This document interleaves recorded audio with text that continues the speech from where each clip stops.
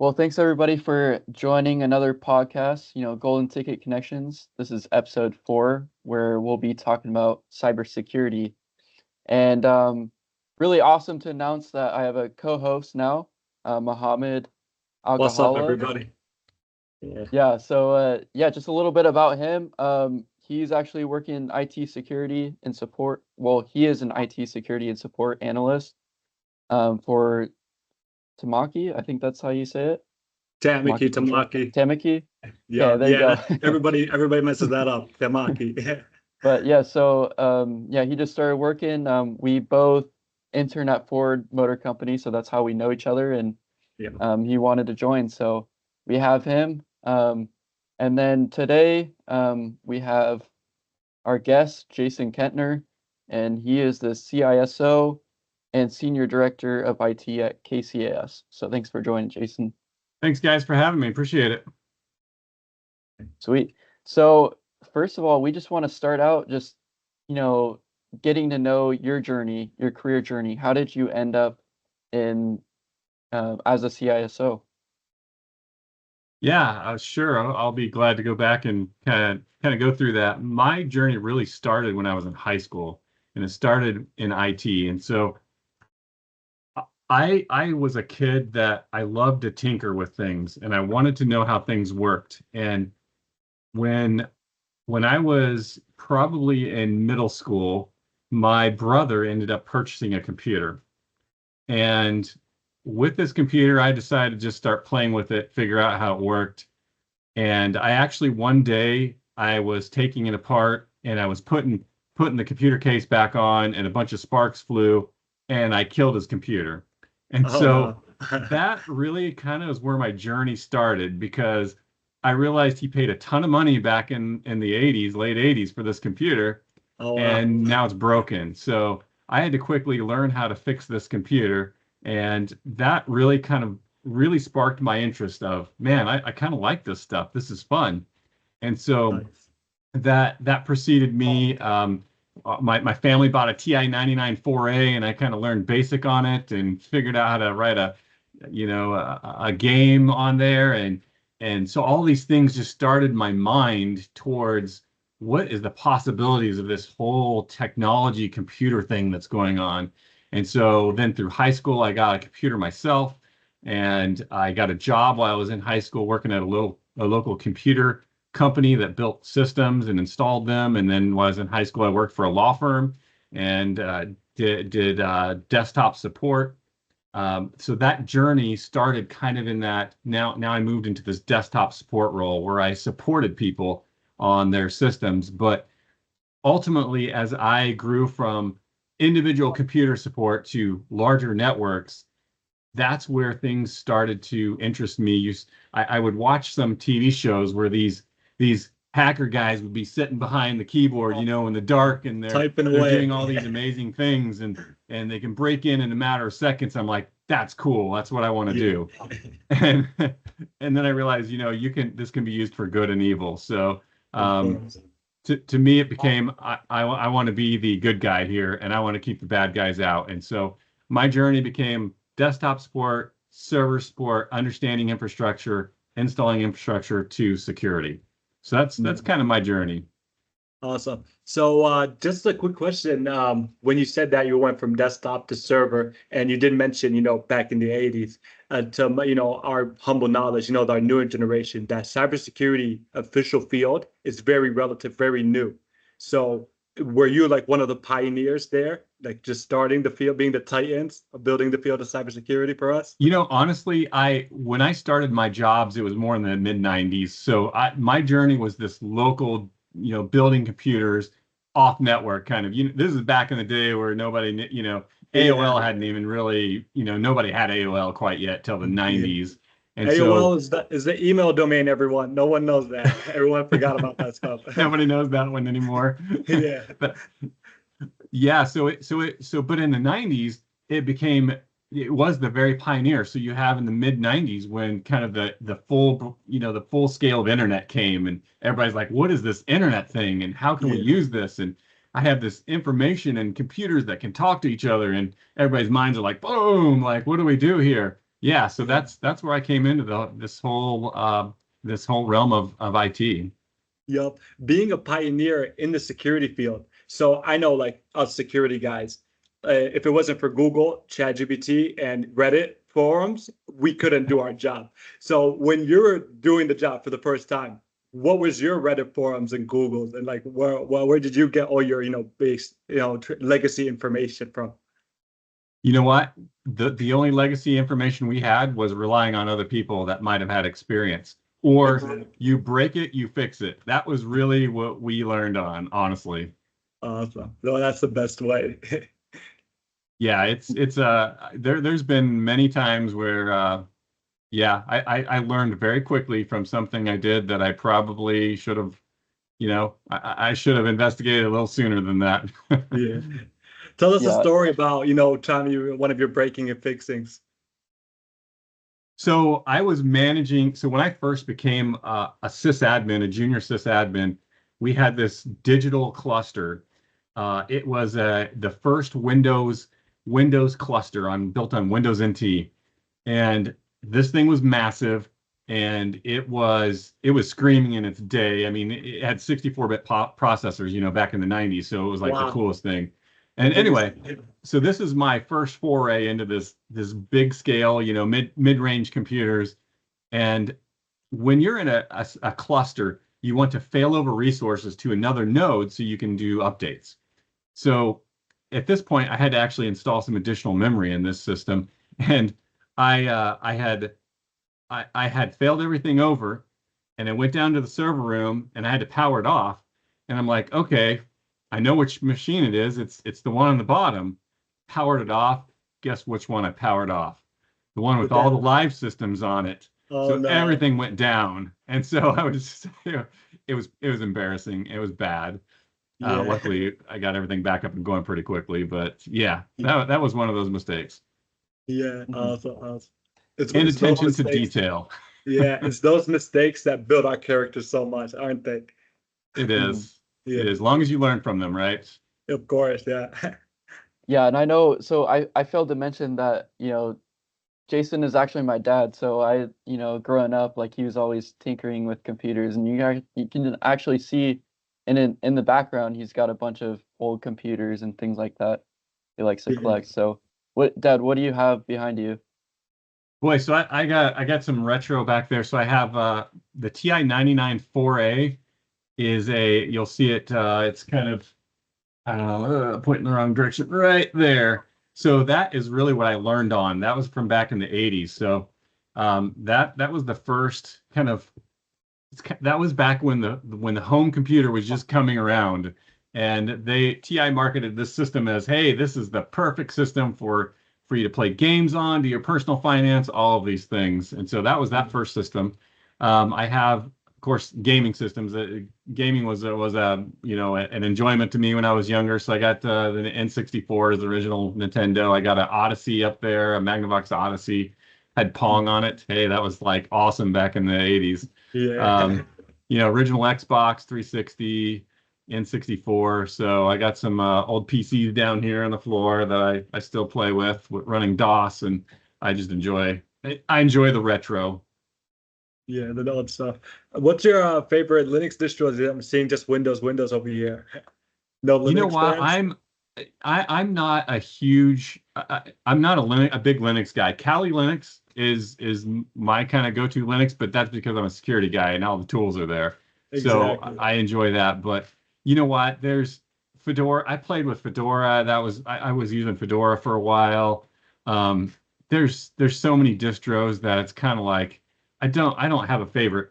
My use of Linux is very purpose driven. So Exactly. depending Servers, on the tool Linux. I need, I fit it with that. I don't have like this distro that I'm sitting here working on all day long. No, it's Yeah. based on what I need. Yeah, no, building from scratch, all that cool stuff. Playing a one with all the different distros, Red Hat, Debian, nothing of No, that. in my younger years, I did that, and that's Yeah, where I learned. I have a certification in Linux on Red Hat, so Red Hat's what I yeah, learned on. But um, I got about that time I was learning Linux is when I moved into the management layer, And Yeah. so, kind of like you hit that point in your career where you got to give up the technical side and you got to move into the management side. So that was kind of my era, was in that Linux learning. I got my certification, but then after that, it kind of, yeah, Switch. Yeah. management. Let's go ahead and emphasize on that side of things. So someone like you, always been into technical, breaking and fixing stuff, all of this, security, IT knowledge, and then you're growing within your company. So it's kind of like just the way of life. We start out as little desktop support guys, and then we go up to our software or IT positions, and then we want to hit that management. We got to leave that technical stuff behind. So the reason why, these companies would hire us as technical guys was because we had a technical knowledge. But now we have to go through that compiling translation where we need to translate that technical knowledge over to the finance management guys. So there's so many struggles there. And I can only imagine, right? Because me just being a technical and like barely understanding this English. And then now I got to go and translate that to the management guys, people like Kaysen over here. I want to, understand why the servers are down, servers are crashing, thinking that they're Mhm. bumping into each other. So what are some struggles that you face?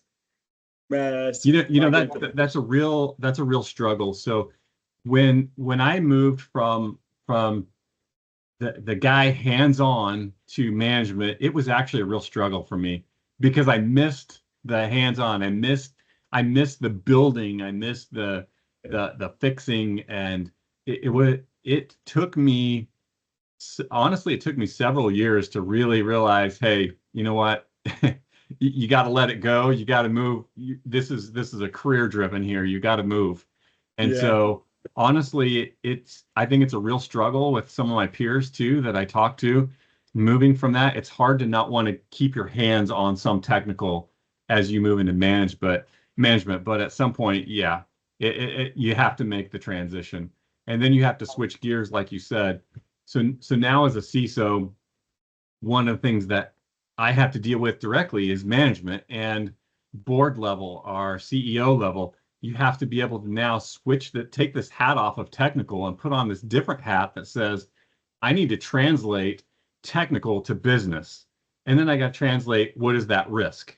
And so that's really where that CISO position falls, is you're on that business side. You have to know the business and you have to understand, how are all these cyber risks going to affect us, or how can they affect us, and what can we do as an organization to protect, I'll say, our crown jewels, if you will. Mm-hmm. That's the transition that happens. Yep. Yeah. What is some? Yeah. I'm sorry. Go ahead, Kason.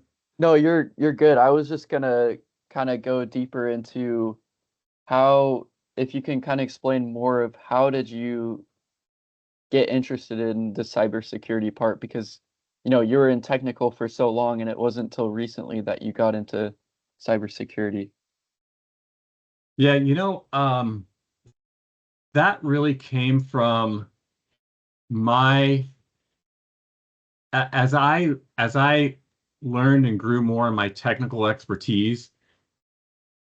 I was involved more and more in cyber incidents that happened at the employers where I worked. And so my I'll tell you a little story here. So when I worked at KU Med Center, I worked there for 18 years.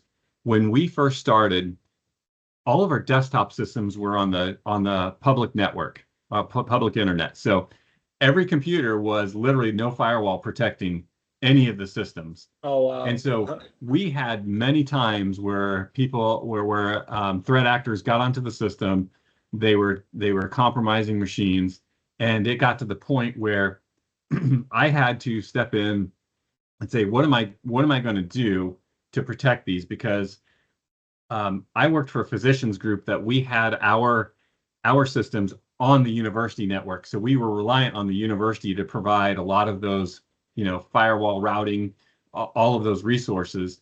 And so we had to start, and when I say we, it was me. I had to start hardening all those systems because they were sitting on the network, and I really enjoyed that. It became this cat and mouse kind of a game, Yeah. and so it kind of goes back to the childhood. It's like a game, and it becomes fun. And so that's really where that started out for me, is protecting those systems that were directly on the internet and getting satisfaction from keeping the bad guys out. Yeah. So, but back from like the management, talking from technical to management, what is a word of advice saying you would give to someone trying to maybe in that transitioning from technical to management?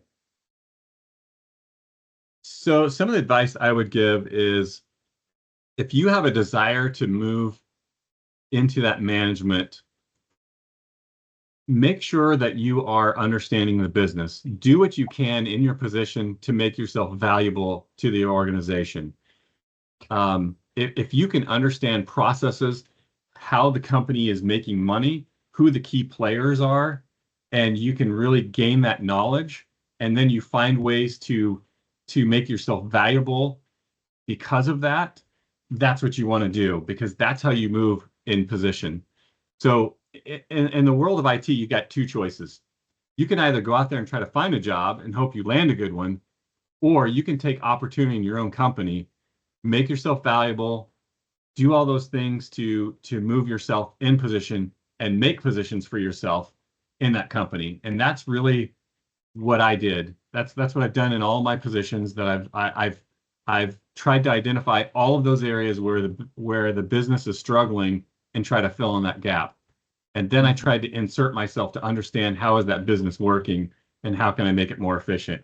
And that's really what I did. I'm not saying it's always the right way, but the way I perceive it, you have kind of that road, that two roads you can go down. Cross path. Yeah. Awesome. Sure. And so kind of moving back a little bit, starting out as a student studying, how do you work your way up to cybersecurity? I know you have a lot of licenses and, um, I mean, Certification. certifications and stuff. Um, what should someone, studying IT, be looking for? What should they be doing right now to be marketable? So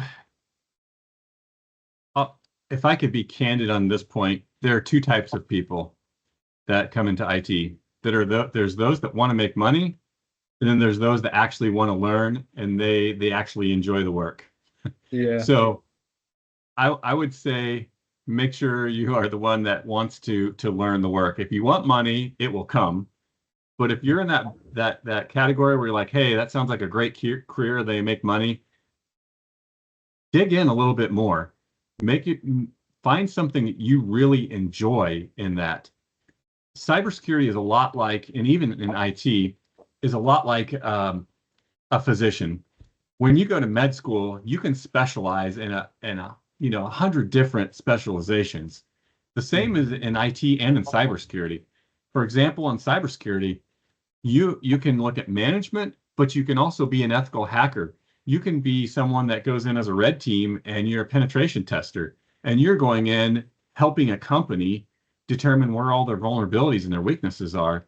And you can even be someone that's not technical that you want to be part of that. And that's someone that is very good at social engineering, someone that learns how they can talk to people and try Yeah. to manipulate and get around things. And that sounds bad, but it's Yeah. true. That's how you can use that skill in cybersecurity to help people become better and increase their security posture. So for those people that are coming in, really kind of look at what are your options and try to match up what you like to do and then find that thing and then work hard at that.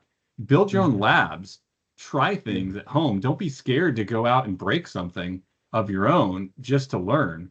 That's really my advice to people. Yeah. So as a cybersecurity student myself, everything you said is 100% applicable and it's so true. Yeah, just to give them a little, the defense for those who voiceless, the hundreds of cybersecurity students just overwhelmed with so many different options and paths. How would you like say that I should just choose in between them? Like there's so much to invest in such a path, and then there's that thought of okay, like I like cloud. I want to get into cloud. I get these cloud certificates. I spend that much money already, and I spent years into cloud, and then I end up not liking my job. What would you tell that person? You know what? we all have a journey that we go through, and sometimes we do find that what we thought we liked, we don't like. Yeah. I found that out with food. Sometimes I thought I liked certain food, and then I get tired of it. You know, Yeah. that's part of life. But the thing is, in your example, someone that got cloud certified, and they thought that that's what they wanted to go into, those skills are still applicable, but in a different way. So Yeah. when you're looking at securing a cloud environment, some of the same principles are still, they still apply. So you can take that knowledge that you have and just build on it. You know, you can take that and say, hey, I got Amazon, you know, I got an Amazon certification, but now you can move into a CISSP, the Certified Information System Security Professional. And there are domains or learning modules inside of that that are partly cloud. So you can come into that saying, hey, you know what, I want to be more of a broad security professional and go into management. But guess what? You already have that certification. Now, when you're taking that test, hey, boom, you already have that knowledge to pass the test in that area. So just look for ways to continue to use that wherever you're going to go. And honestly, it doesn't hurt you to not like it, but then move into something else, because you can, you know that you can find, you may be able to go into a job and turn around and that gets your foot in the door, but then you are going down a different path. Maybe you want to be on the network security side, or maybe you want to be on the DevOps side and do pen testing on applications. You could still change, I guess is what I'm saying. And it doesn't hurt you. It doesn't set you back. Yeah, of course. That you said that sentence, that $1 million statement, getting your foot in the door. You know, it's like it's everywhere with cybersecurity. How do I get my foot in the door? I know internships, certifications, and licenses, and all of that great stuff. But what would you say would just, is like the 100, best factor, strongest factor into just like let your foot slam the door into like your entry level job? I'll tell you the best way. That's use your people skills. People skills. You need a network, get to know people, and always be talking. So if you want to get your foot in the door and you're talking to one of your friends' dad, ask him what he does. Ask him if they have any openings. Like, always use your networking skills, those people skills, because that's how you get your foot in the door. You need to find someone that can help you get your foot in the door, or look for someone that can mentor you.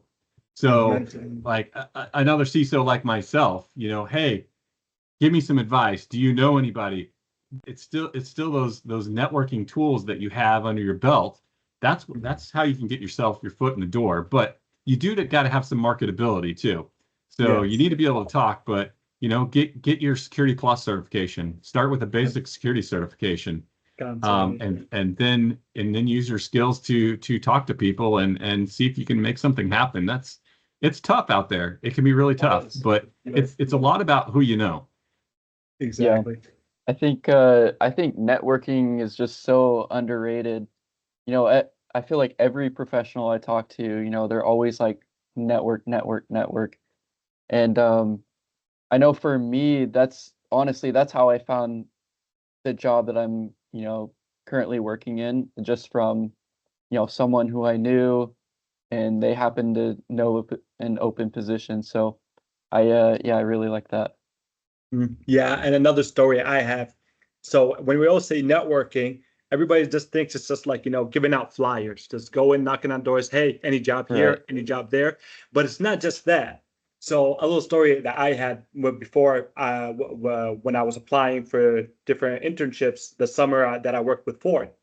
um, our Eastern dean, so the dean of the College of Engineering Technology, sent out the position over to the cybersecurity students saying, "Hey, Ford is hiring a cybersecurity intern. Apply if you're interested." And I was with our cybersecurity community at the time. I was like, "Oh, hey guys, look, Ford is hiring." Half of them were like, "Nah, man, it's just just like one of those big tech companies or auto manufacturers that are just like, you're never going to get with them. You don't have the skills and that." And it's just, they're just, saying this to the Eastern guys, which is not the strongest university, but Mhm. just to say that and like not hire anyone from there. And I was like, I mean, you can think that, but I'm just going to apply because it doesn't hurt. And so I did. And I had the interview, and the interview was scheduled a week from the day I applied or got accepted. And then at that point, I went over in my LinkedIn connections, and I was searching Ford, and looking for any Ford employees, and I found 3. And I messaged these individuals from before when I first connected with them, saying hi, hello, how are you? Just just to kind of establish any connection. And when I went back and I found these 3 individuals, two out of the 3 responded when I messaged them back with, "Hello, I have an interview with Ford, and I want to ask of the interview process, what is it like, and have you ever had an intern interview process? Is it different than entry level and such like that?" 2 out of them replied. 2 out of the 3. You can't always guarantee. Some people like they message 5 people and expect 6 people to respond. Like, nah, you got to message like 100 to get 5, right? And they were very enthusiastic and very supportive. They're like, "Oh, great job! You got a Ford interview," and so they're going to use the CAR method. Damn, I forgot what it stands for, but it's kind of like scenario questions. And so, what would you do in this scenario? What would you do in that case? And you just say you got to answer this with the 1, 2, and 3 methods. And so I took that advice, and going into the interview, I found the exact same equation there. It was like the 5 scenario questions, and I answered all of them. Check, check, checklist.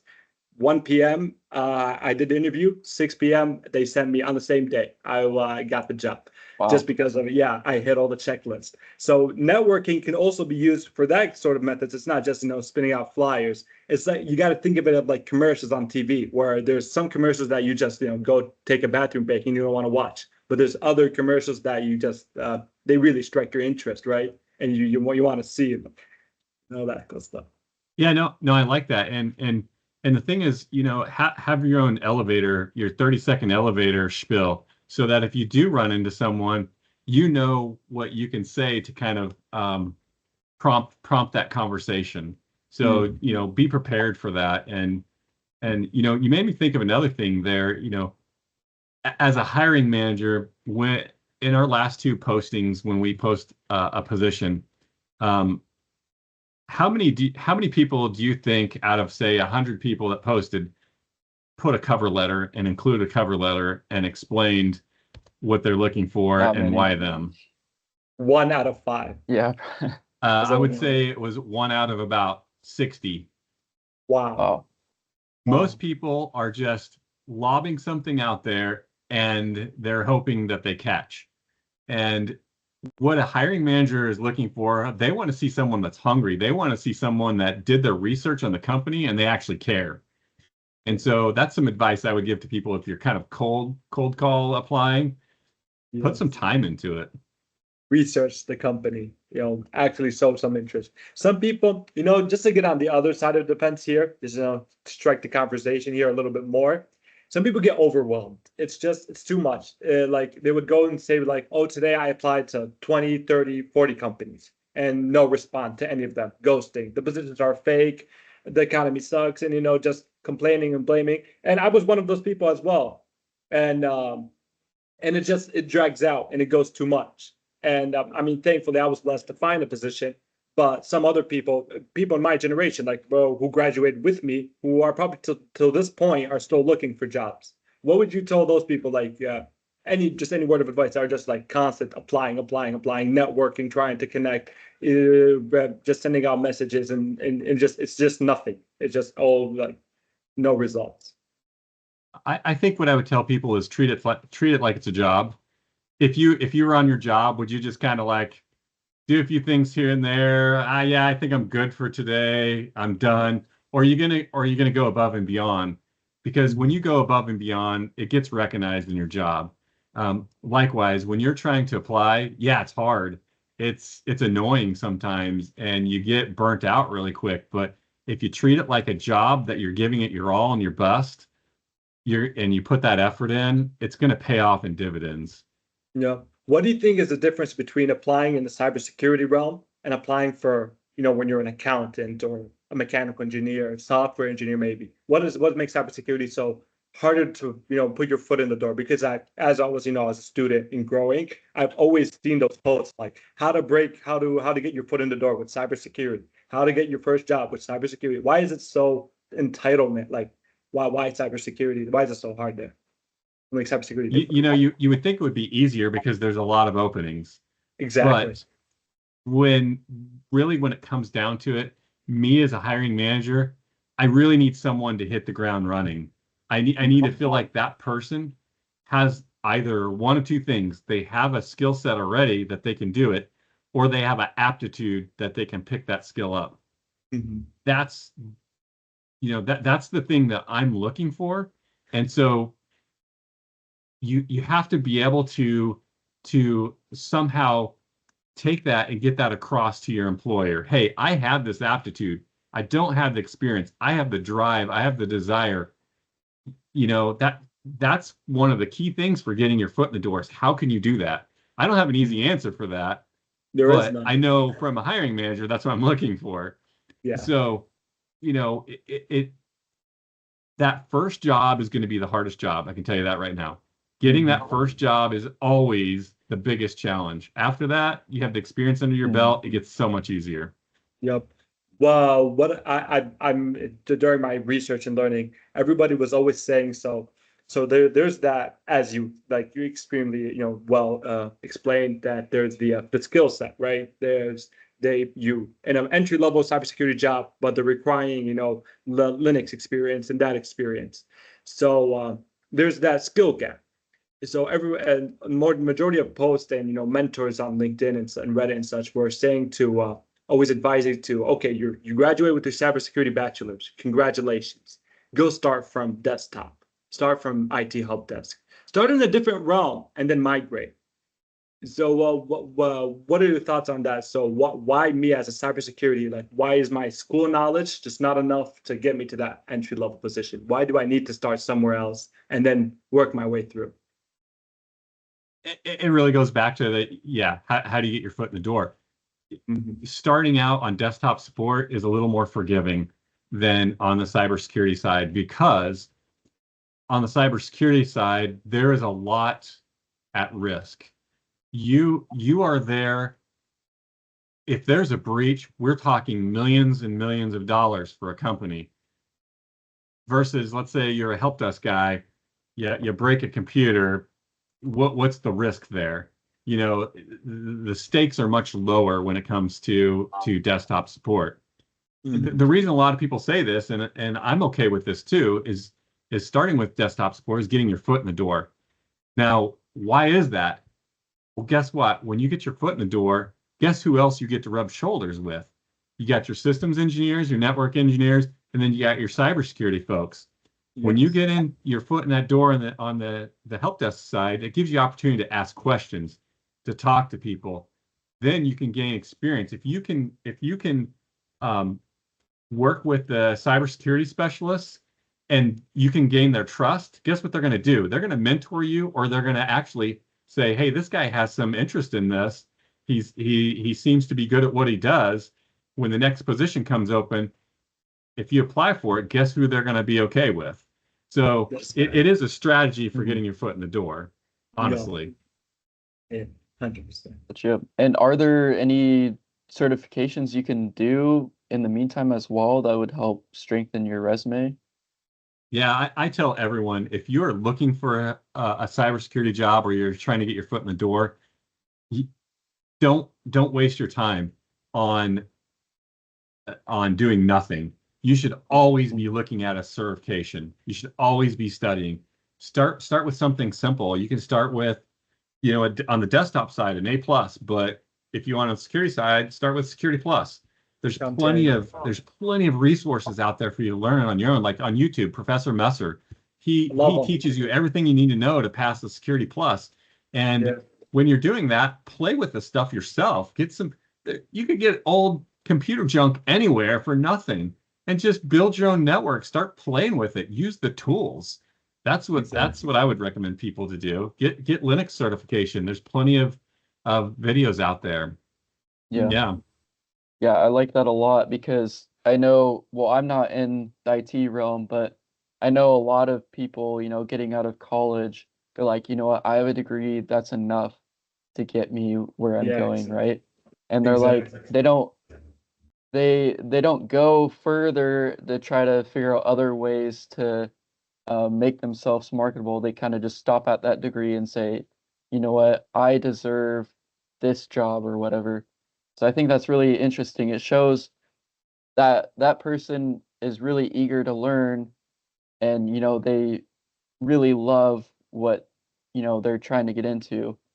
And so that's another good piece of advice is like, hey, go find ways to kind of tinker with whatever you're interested in. Yeah. Yeah, And and just to piggyback off of that, cybersecurity is changing constantly. It's continually evolving. You have to stay on top of the game. Right now, you should be someone that's coming into cybersecurity should be like, what are the latest trends? AI right now. Master AI because that right now that's such on the forefront and it's so everyone's struggling with how to manage and how to deal with it, and there's definitely security implications of this. Learn yeah, it, understand it, figure out a way to get yourself in the door, gain some experience like that's one recommendation I would make also. yes, 100%. So you said cybersecurity is always changing. What are the some sources you always are keeping up with to keep up with the changes in the field? We Reddit, podcast, YouTube.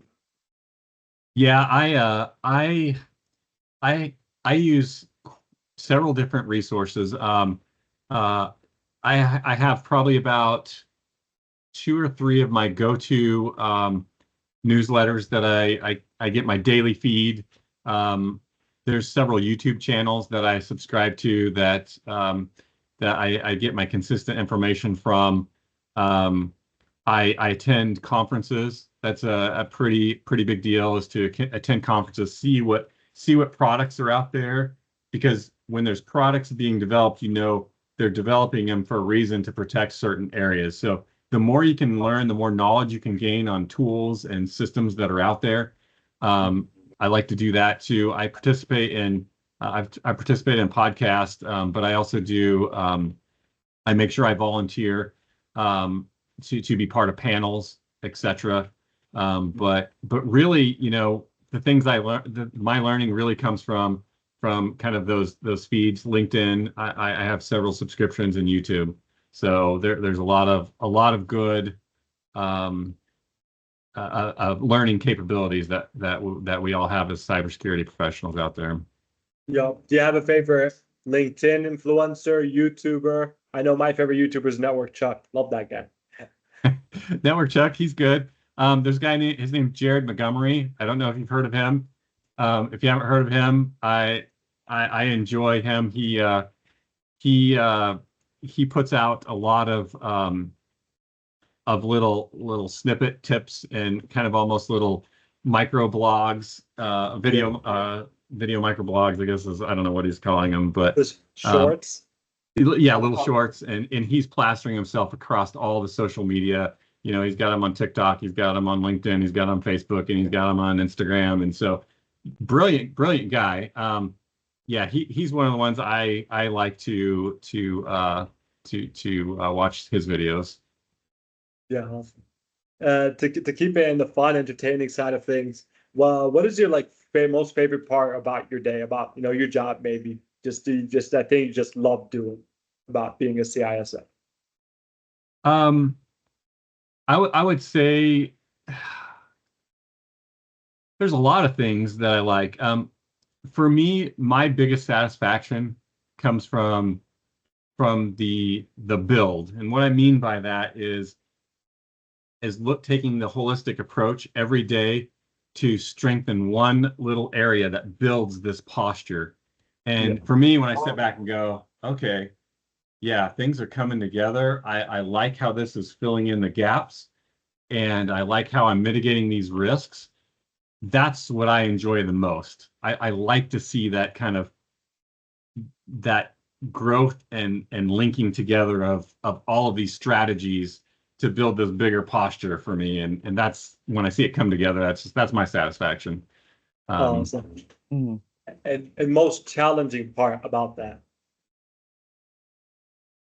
I would say the most challenging is the amount of work that's required and the limited resources. That's when it comes to budget, when it comes to people, that's the hardest, that's probably the most challenging part for me is how can I get to point A when I have those limits placed upon me? Yeah. And what does that mean, and how does that translate to management and going to them and saying, hey, yeah, you know what, there's this area we can't protect because we don't have enough money, and you know what can we do here? Those are the biggest challenges that I have. That's isn't that everyone's challenges? I'm always on LinkedIn and I'm seeing these different type of memes where they kind of explain to companies how they deal about cybersecurity before a breach and after the breach, right? So before the breach, there is no budget. There's no cybersecurity. After the breach, it's just the majority of the budget into cybersecurity. It's the struggle of the finance, the marketing, just the capitalist mentality going in and prioritizing profit, which is like every business, every company, every organization's goal. And then it's just that, neglect and lack of understanding towards cybersecurity and security as a whole. And it's just not required. It's not. In my company, we deal with this every day, even though we all have that security sense. So our company, we're just a bunch of engineers that came together and called us up a contracting company. We work for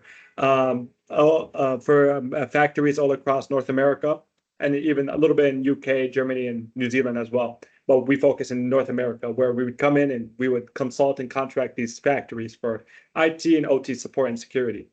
When it comes to the support side, the making of the goods and services, they're all for it. They all got the checks are ready to be paid.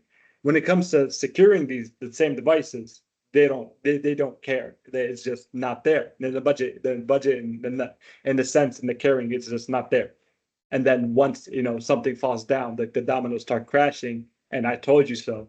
And then that's when it comes to prioritize.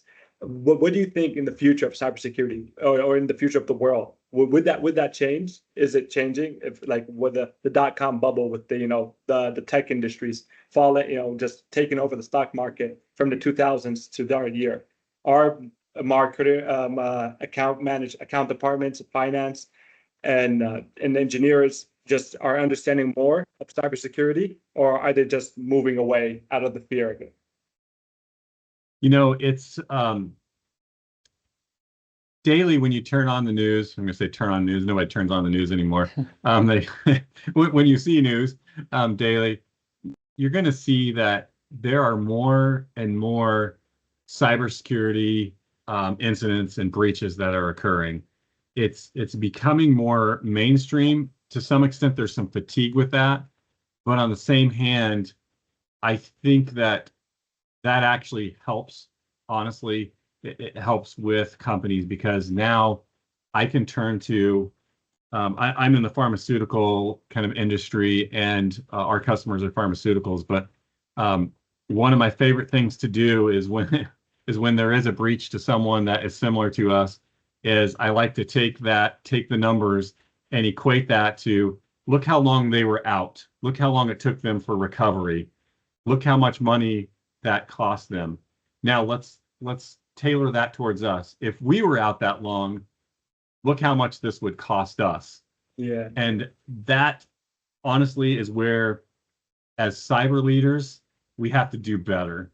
We have to be able to go, and I myself need to do better than that, but we have to be able to equate the business side. What is that going to mean to your bottom line? What happens when there's a breach that occurs? Not only can you lose money, can you lose systems, which is losing money, but what about your reputation as a company? Your reputation can mean a loss of 25% of your annual revenue. And look how much that can cost you. So those are the things we have to do better as cyber leaders to really help our business understand that this isn't just a bunch of geek guys that are out there saying we need a fun toys to play with.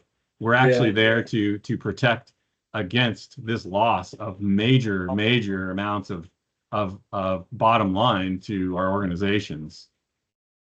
Exactly. I like that a lot. So I mean, kind of moving into your day to day, it's like a lot of it is, planning, like, if this were to happen, would we be ready, or what would be the implications? What are some of the other things that you do to make sure that you guys don't run into any security issues? Yeah, so our unfortunately, the life of a cybersecurity or an IT guy is a lot like, I don't know if you guys have ever heard of the game called Whack-A-Mole. There's these little moles that stick up and you're like constantly banging it down, but when you bang it down, another one pops up. So you're always like having to switch gears and try to hit Yeah. these things. A lot of our Mhm. job in cybersecurity is that way. Some of the things as a daily thing that we have to deal with is, and a lot of companies do, is regulatory. So you have to demonstrate as a company how you, as an organization, can follow this regulatory and be able to prove that you are doing all of those things um, that that qualify you to be, either certified or qualify you to show that, hey, yes, I'm following that regulatory um, guidance or requirement. So as an example, in pharmaceuticals, there's the FDA has requirements. It's 21 CFR Part 11, and so really what it boils down to is inside of your technology systems, are things repeatable? So if we are doing laboratory testing, something happens to a system, whether it's an attack, a cyber attack, or whether it's, something physically burnt down, let's say, we have to be able to safeguard our systems to be able to recreate that, to prove to the FDA that that scientific testing is done ethically and legally, as an example. So regulatory, those are some things that on a daily basis that a lot of cyber leaders have to deal with, as well as you have your dealing with cyber attacks themselves, but dealing with everyday things on how can I train my users to spot a phishing email, or how can I gamify it and make it fun for them so they're not like, oh, this stupid cybersecurity training I got to take. They make me take this all the time. I'm just going to click through it and not even pay attention because I want to get back to my job. So we Exactly. constantly have to be working through things like that. Yeah. Cyber awareness training. I hate those.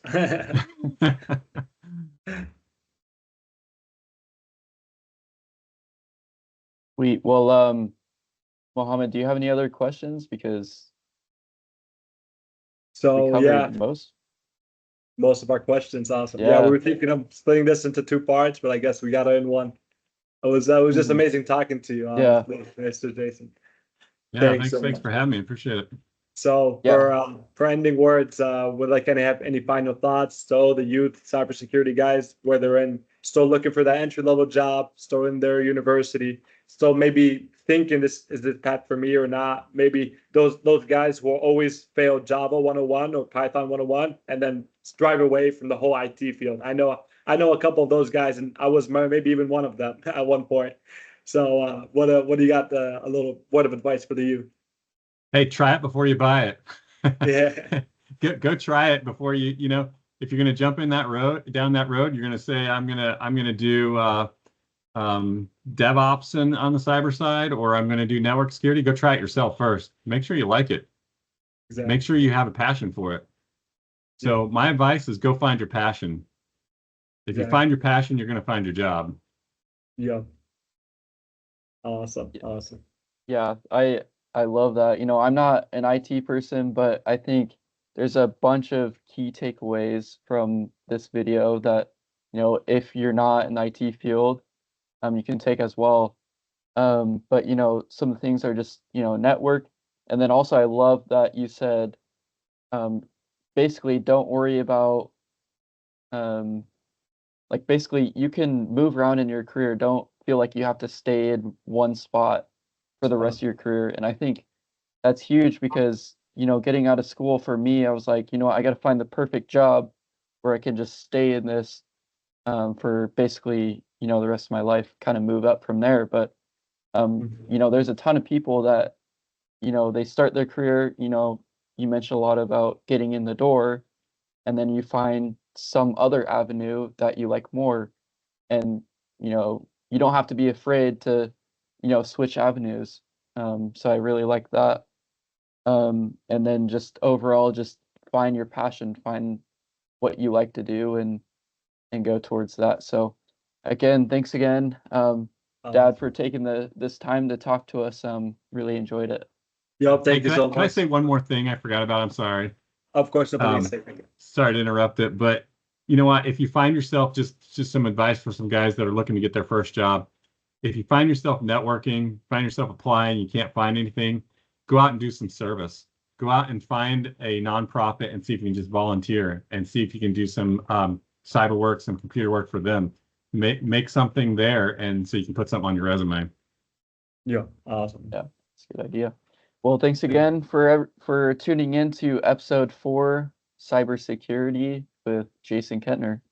Yep, thank you so much, Jason. Thanks, guys. Yeah.